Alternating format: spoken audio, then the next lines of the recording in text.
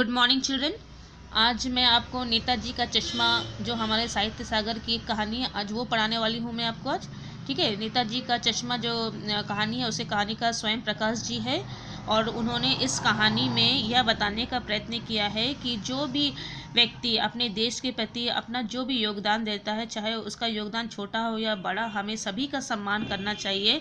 और साथ ही हमारे जो देशभक्त हैं और अपने देश के लिए अपना सब कुछ समर्पण करने वाले व्यक्तियों के लिए भी हमें उनके प्रति भी हमें जो है सम्मान व्यक्त करना चाहिए कि कभी भी किसी का भी अनादर नहीं करना चाहिए।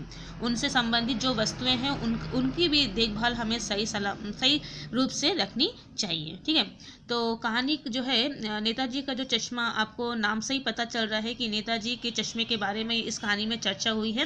ठीक है, जो कि सुभाष चंद्र बोस जो है नेताजी, उनके चश्मे के बारे में यहाँ पर चर्चा हुई है। इस कहानी के जो मुख्य पात्र है वो आप देख रहे हैं, पहले शब्द में लिखा है हलदार साहब। ठीक है, हलदार साहब जो है इस कहानी के मुख्य पात्र हैं और वे एक सरकारी कर्मचारी हैं। साथ ही इसमें एक और पात्र है जो कि है पान वाला आया है, उसका नाम नहीं दिया गया, उसे पान वाला कहकर ही संबोधित किया गया है। और एक अन्य पात्र है, उसका नाम है कैप्टन साहब। ठीक है, कैप्टन चश्मे वाला। तो ये जो तीन जो पात्र हैं इस कहानी के मुख्य पात्र हैं और बाकी जो एक दो आए हैं वो गौण पात्र हैं। ठीक है, देख लेते हैं कहानी क्या बताया गया है। हलदार साहब को हर 15वें दिन कंपनी के काम के सिलसिले में उस कस्बे से गुजरना पड़ता था। कस्बा बहुत बड़ा नहीं था, तो एक कस्बा है, कस्बा मतलब एक एरिया है, एक छोटा सा क्षेत्र है जहाँ पर हलदार साहब जो है हर 15 दिन में कंपनी के काम के से उन्होंने जिस कंपनी में काम करते थे उस कंपनी के काम के सिलसिले में उनको उस कस्बे में आना पड़ता था। कस्बा जो बहुत बड़ा नहीं था, जिसमें पक्का मकान कहा जा सके तो कुछ ही मकान और जिसे बाजार कहा जा सके वैसा एक ही बाजार था। तो वहाँ पर जो कस्बा था काफ़ी बड़ा नहीं था, कुछ पक्का मकान थे और एक बाजार था। कस्बे में एक लड़कों का स्कूल और एक लड़कियों का भी स्कूल था, एक सीमेंट का छोटा सा कारखाना, 2 ओपन एयर सिनेमा घर और दो ठो नगर पालिका भी थी। ठीक है, तो बताया गया है कि एक लड़कों का स्कूल है, एक लड़कियों का स्कूल है, एक सीमेंट का कारखाना भी है, एक ओपन एयर सिनेमा घर है और एक एक ठो जो नगर पालिका भी है। ठीक है, म्यूनसिपालिटी ऑफिस भी है। नगर पालिका थी तो कुछ ना कुछ करती भी रहती थी। तो वहाँ की जो नगर पालिका थी वो जो है अपने एरिया के लिए कुछ ना कुछ काम करती रहती थी। ठीक है, तो कभी कोई सड़क पक्की करवा दी, कभी कुछ पेशाब घर बनवा दिए, कभी कबूतरों की छतरी बनवा दी। ठीक है, कबूतरों की छतरी बनवा दी, कभी सम्मेलन करवा दिया। किसी नगर पालिका के किसी उत्साही बोर्ड या प्रशासनिक अधिकारों ने एक बार शहर के बाजार के मुख्य चौराहे पर नेताजी सुभाष चंद्र बोस की एक संगमरमर की प्रतिमा लगवा दी। यह कहानी उसी प्रतिमा के बारे में है, बल्कि उसके भी एक छोटे से हिस्से के बारे में है। तो उस कस्बा में जो नगर पालिका थी वो कुछ ना कुछ काम करती थी, कभी सड़क बना देती थी, कभी वॉशरूम बना दिया, कभी कबूतरों की छतरी बना दी, या कोई ना कोई कार्य वो करती थी। और एक दिन उसने क्या किया, उसने जो है किसी उत्साही बोर्ड या प्रशासनिक अधिकारी ने एक बार शहर के मुख्य चौराहे माने जहाँ पर 4 रास्ते जाते हैं, वहाँ पर उन्होंने नेताजी का जो सुभाष चंद्र बोस जी का एक संगमरमर का प्रतिमा बनवा दिया। ठीक है, तो उसके पीछे क्या कहानी है अब हम यहाँ पर पढ़ेंगे। ठीक है, पूरी बात तो अब तक पता नहीं, लेकिन लगता है कि देश के अच्छे मूर्तिकारों की जानकारी नहीं होने और अच्छे मूर्ति की लागत अनुमान और उपलब्ध बजट से कहीं बहुत ज़्यादा होने के कारण काफ़ी समय ओहापोह और चिट्ठी पत्री में ही बर्बाद हुआ होगा और बोर्ड की शासनविधि समाप्त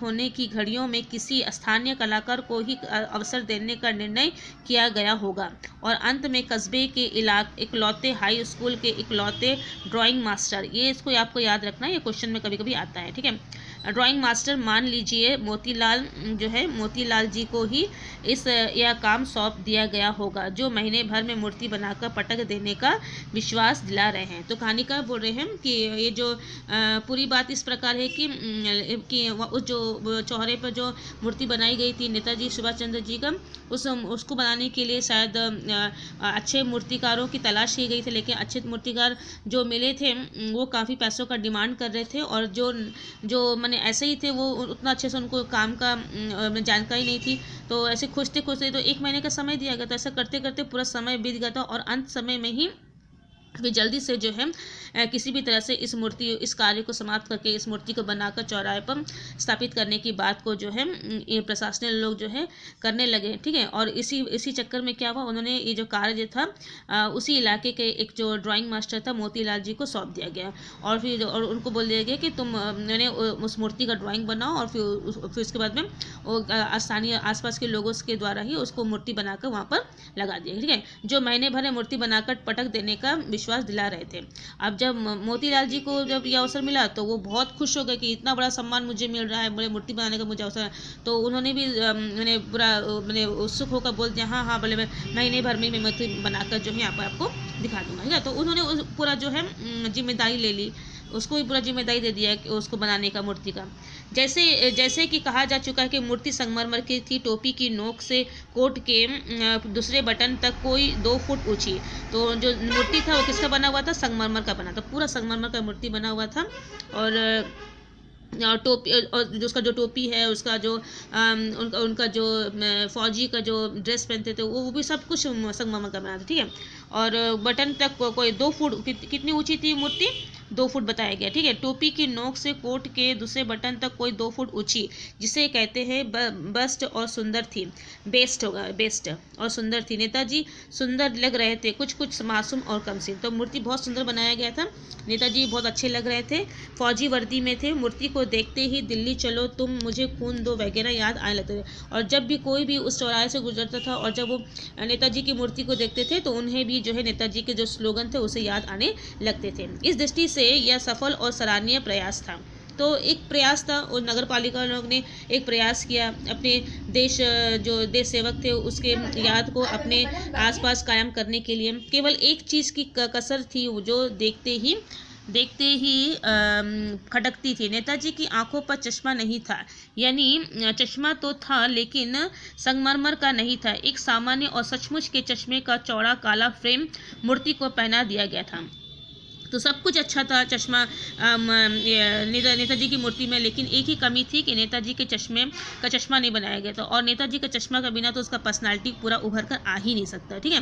चश्मा था लेकिन वो रियल चश्मा नहीं था। मैं जैसे संगमरमर के सब चीज़ें बनाई गई हैं लेकिन चश्मा को संगमरमर का नहीं बनाया गया, ठीक है। एक रियल चश्मा का एक काला चौड़ा फ्रेम वाला चश्मा उनको पहना दिया गया था। हलदार साहब जब पहली बार उस कस्बे में गुजरे और चौराहे पर पान खाने के रुके तभी उन्होंने इसे लक्षित किया और उनके चेहरे पर एक कौतुक भरी मुस्कान फैल गई, ठीक है। तो अब जो हलदार साहब थे वो 15 दिन में आते थे इलाके में, तो एक दिन वो इसी इलाके में और अचानक उनकी दृष्टि जो है उस चौराहे पर लगी हुई मूर्ति पर गई। और जैसे उन्होंने उस मूर्ति को देखा, पान की दुकान के पास में वो खड़े हुए, वहीं पर एक पान का दुकान भी था। और जैसे उसने मूर्ति को देखा तो वो देख के जो है वो मुस्कुराने लगे, कौतुक भरी मुस्कान, मैंने हंसने लगे कि मैंने किसी ने तो, मैंने कहने का मतलब है वो मन में ऐसा सोच रहे होंगे कि किसी ने तो नेताजी हमारे देश के जो देशभक्त है उनका मूर्ति तो बना के बहुत अच्छा कार्य किया, हमें तो उनको हमेशा याद करना चाहिए, लेकिन उसके चेहरे पर जो उसका जो असली जो चश्मा है वो नहीं बनाया, ठीक है। चश्मा नहीं बनाया लेकिन किसी और चश्मा के द्वारा जो है उसकी कमी को दूर करने का प्रयत्न किया, ठीक है। तो इसलिए वो थोड़ा सा मुस्कुराने लगे। माने आज भी लोगों के अंदर जो है अपने देशभक्तों के लिए थोड़ा सा स्नेह है। यह आइडिया भी ठीक है, मूर्ति पत्थर की लेकिन चश्मा रियल, ठीक है। तो मूर्ति तो थी संगमरमर की लेकिन उनका जो चश्मा था वो बिल्कुल रियल चश्मा था। जीप कस्बा छोड़कर आगे बढ़ गई तब भी हलदार साहब उस मूर्ति के बारे में ही सोचते रहे, मतलब वो सोचते ही रहे कि हम लोग सोच रहे थे कि अब ये सब जो देश प्रेम की भावना समाप्त हो गई, लोग जो है केवल इतने स्वार्थी हो गए हैं कि अपने तक ही सीमित हो गई। लेकिन जब उन्होंने उस मूर्ति को देखा तो उनके मन में भी यह भाव उत्पन्न हो रही थी कि आज भी कुछ लोग हैं जो सचमुच अपने देश के प्रति और देश के प्रति कार्य करने वालों के प्रति सम्मान की भावना रखते हैं। यही सोचते सोचते जब उनका जो जीप जो है कस्बा को छोड़कर आगे बढ़ गया, लेकिन तब भी वो उस बात को सोच रहे थे। अंत में इस निष्कर्ष पहुंचे कि कुल मिला कस्बे के नागरिकों का यह प्रयास सराहनीय है। और फिर उन्होंने सोचा जो भी मैंने इस कस्बे के लोगों ने किया वो प्रशंसनीय है, ठीक है, कहा जाना चाहिए। महत्व मूर्ति के रंग रूप या कद या का नहीं है, इस भावना का है, वरना तो देशभक्ति तो आजकल मजाक की चीज़ हो गई है।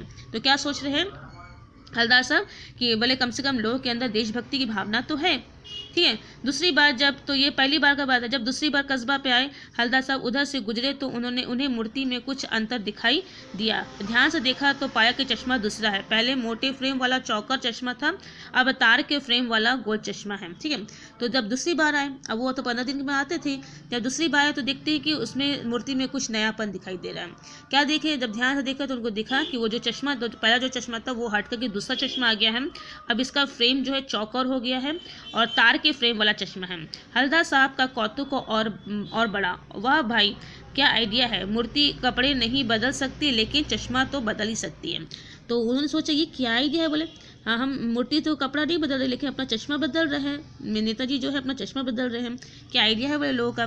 तीसरी बार फिर नया चश्मा, और जब तीसरी बार आए तब भी उन्होंने देखा कि यहाँ पर नया चश्मा लगा हुआ है। हलदार साहब को आदत पड़ गई थी हर बार कस्बे से गुजरते समय चौराहे पर रुकना, पान खाना और मूर्ति को ध्यान से देखना।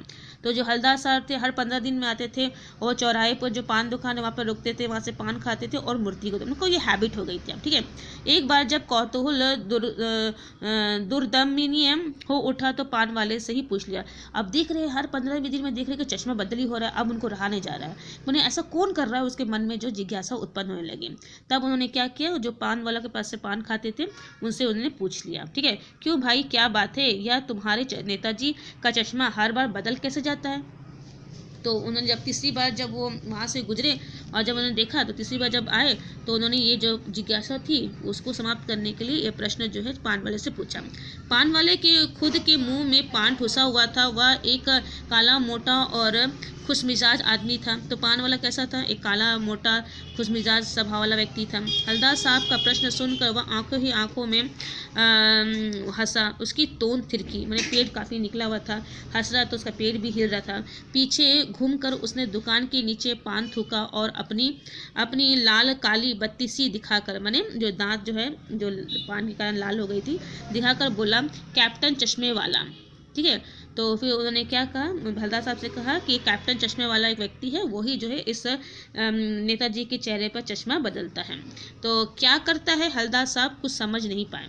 क्या करता है हलदार साहब, मैंने पूछ रहे क्या करता है हलदार, मैंने, और वो कुछ समझ नहीं पाए कि आखिर माजरा क्या है। कैप्टन साहब है और नेताजी का चश्मा बदल रहे हैं, तो वो उनको कुछ समझ में नहीं आया। मैंने अब भी उनकी जो जिज्ञासा थी हलदार साहब की वो पूरी शांत नहीं हुई, क्योंकि पान वाले ने उनकी पूरी जिज्ञासा को समाप्त ही नहीं कर पाया। तो आज हम यहीं तक रख रहे हैं। आप ध्यान से पढ़िए, लाइन बाय लाइन पढ़िए, थॉरली पढ़िए और हर एक लाइन को समझने का कोशिश कीजिए।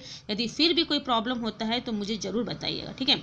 कोई भी ऐसा वर्ड्स है, कोई लाइन है जहाँ आपको समझ में नहीं आ रहा है या फिर मैं उसको कहीं पर एक्सप्लेन नहीं कर पाई हूँ तो आप मुझे ज़रूर बताइएगा। ठीक है। तो पढ़िएगा ध्यान से, क्योंकि कहीं से भी प्रश्न बन सकते हैं। ऑब्जेक्टिव प्रश्न बनने में तो कोई मैंने इतना बड़ा काफ़ी वास्ट एरिया है तो कहीं से भी बन सकते हैं, इसलिए आपको ध्यान से पढ़ना है। Okay, thank you.